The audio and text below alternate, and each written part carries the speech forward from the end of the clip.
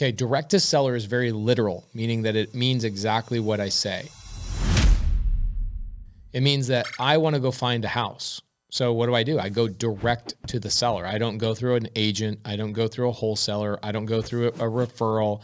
I'm literally cold calling, texting, billboards, TV, radio, direct mail, bandit signs, whatever it is, I'm directly marketing to a seller. Now, the most successful, least expensive cost to get into that model is through cold calling. You know, you could do direct mail, but direct mail is going to cost you $7,000 to $12,000 every time you get a contract in marketing costs. What we find is that with a virtual assistant, you're usually going to be able to get one virtual assistant should average between 1 to 4 contracts a month, depending on how good of a job you do training, how good of a list you're pulling, and the virtual assistant's training and where it comes from. Like if you're buying a $4 an hour virtual assistant, good luck with that. You're going to hate your life in 3 months and wonder, why did you ever hire a virtual assistant? So for us, here's why I like direct to seller. I never have to wonder whether I'm getting contracts this month or not.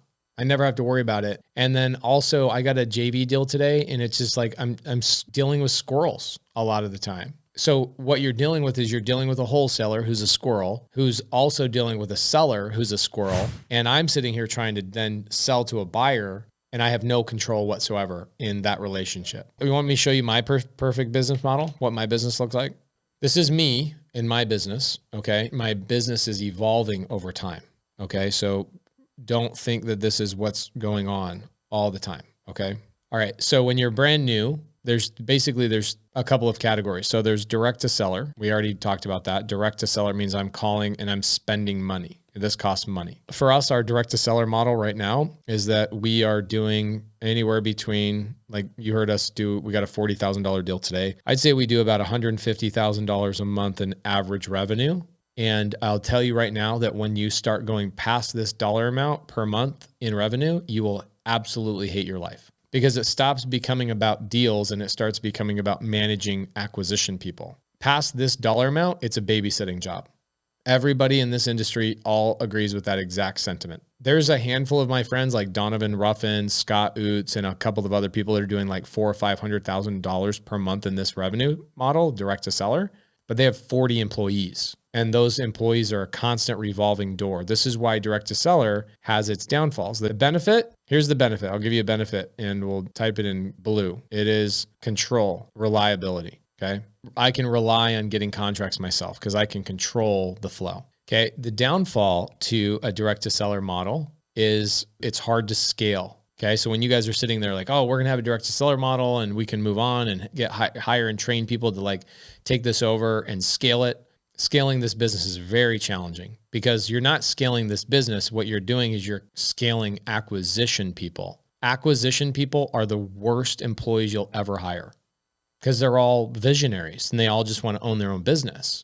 So for me, I would say, let me stay between 125 and 175. You try and go past a direct to seller model of $150,000 a month. Now it's no longer building a system and process. Like, listen to what I'm saying here. If you are direct to seller and you think you're going to build a system and process around a human being and a personality type that is anti-process and anti-system, hiring more anti-system and anti-process people is not going to scale that business. So scaling is really challenging with this business. The other thing here with direct to seller is that to start this business is it costs money typically. Now we also have wholesaler. This is like my favorite model. Okay. But there's benefits and downturns to this too.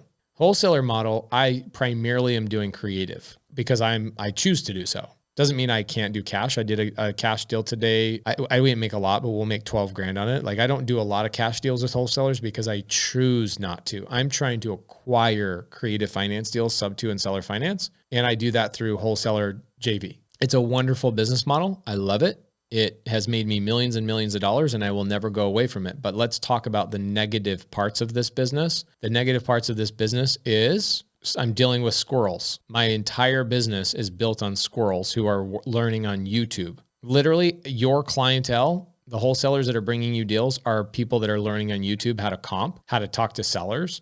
They have no community. There's no honor amongst them. They'll go around and slit your throat because they have no loyalty. And so working with wholesalers can be troubling. Here's the problem also. Okay, I'm going to tell you guys some truth behind wholesaling. Nobody wants me to ever say this, but 85 to 90% of wholesalers either A, burn out, or B, they full on just quit. Like, I'm out. Or there's no loyalty. So you do a deal with them, and if you don't follow up with them every single day for their next deal, they'll just go sell their deal to somebody else. There's no loyalty in this business. So they burn out, spending a lot of money, and then also it's just a high-paying paycheck, and they don't know how to manage their money. So none of their life changes. They're not acquiring assets. And so we still wholesale, right? I still have a direct-to-seller model doing $150,000 a month. But guess what else I'm doing? I'm also, the other part of my business model where I make a lot of money is I fix and flip every single month as well. And my fix and flip business is not the biggest in the world, but I probably make $100,000 to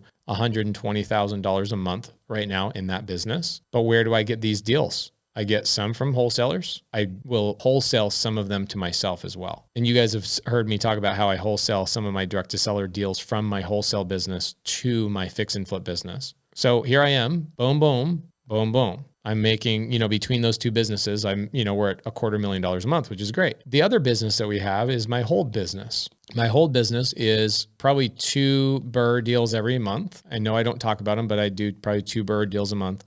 And then I'll typically do about 4 creative deals a month that I hold forever. Not wholesaling these, I'm just holding these forever. And this is where most wholesalers will burn out. Okay, because what they're not doing is they're not holding anything. All they're doing is looking for the next paycheck, the next paycheck, the next paycheck. And so after a year or 2 years, they're like, man, I got out of this. I got out of my job to not have a job, but I found out that wholesaling is actually just a higher paying job with way more stress. And so you're not building wealth along the way. You're not building cash flow. And you want to take 2 weeks off in your business?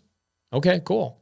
Congratulations. You took 2 weeks off, but guess what? What else you did? Your direct to seller model now suffers because you're out of the business for a couple of weeks.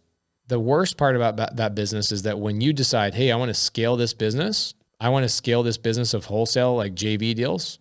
I'm now going to hire a human being, and every one of these human beings will steal your buyer's list and just go do their own deal. Never had it any other way. Doesn't mean it doesn't happen. I just never met a company that it hasn't happened to. So for me, real estate is the greatest business in the world as long as you keep these things in balance. So direct to seller, keep it a balanced business. For me, I would always have a direct to seller model, whatever that is. Direct to seller, cold calling, texting. I would have 1 or 2 deals a month coming in every month, minimum, worst case scenario in a direct to seller model. For me, a cold caller can generate 2 leads a day, typically. If all you're doing having to do is follow up with 2 leads a day from one virtual assistant, that's usually 1 to 2 deals a month you're going to get from that. And you're going to have control of those contracts. And then you go, maybe I'll go to a second one, and I would keep it small. Personally, you don't need a lot of virtual assistants to run a business like that.